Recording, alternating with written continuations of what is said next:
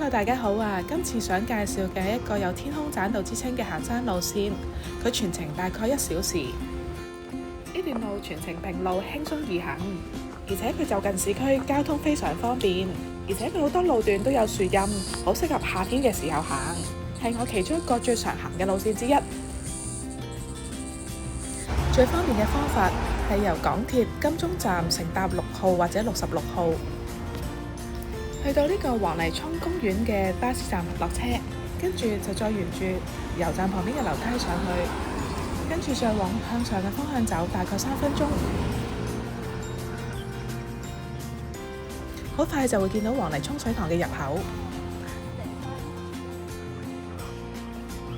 之後再沿住水塘邊一直走。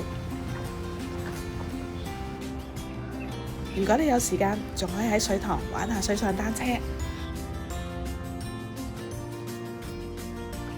去到盡頭，落樓梯就會見到山路。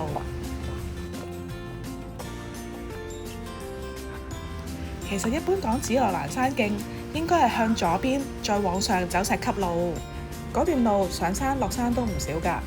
今次我介紹嘅係引水道版，可以週末輕輕鬆鬆咁行，唔使咁大負擔。呢個簡易版就係向住右方一直向前走，因為平路而且比較輕鬆。都會見到唔少附近嘅居民喺度跑步或者鍛鍊身體。前段比較多樹，主要係綠蔭中行走。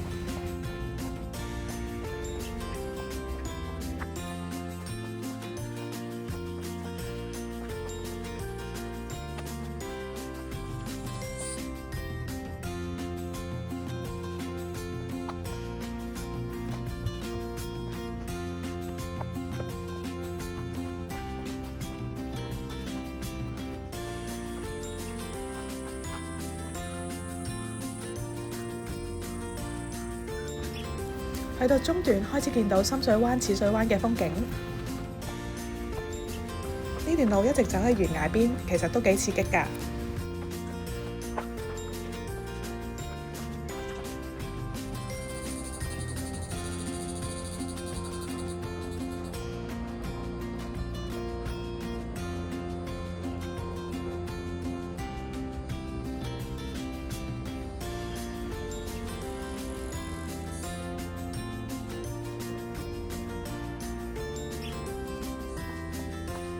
兜一個彎，又入返林蔭之中。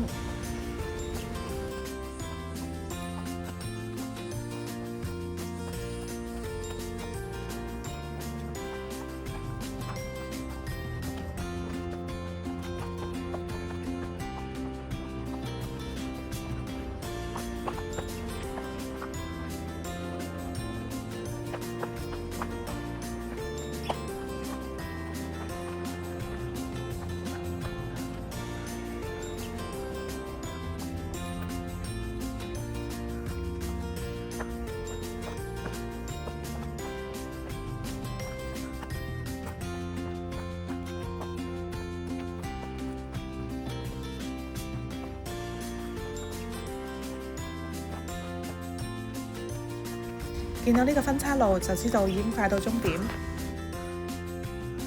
跟住往淺水灣嘅指示，沿住樓梯一路往下走。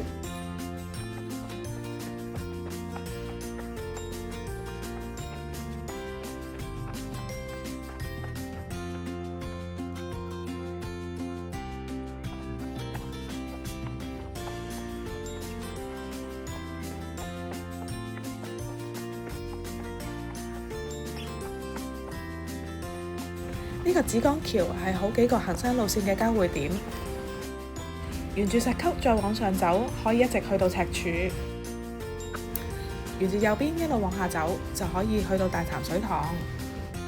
而我介紹主要以短程輕鬆為主，所以去到呢度已經係尾聲㗎喇。沿住往淺水灣嘅指示牌方向走，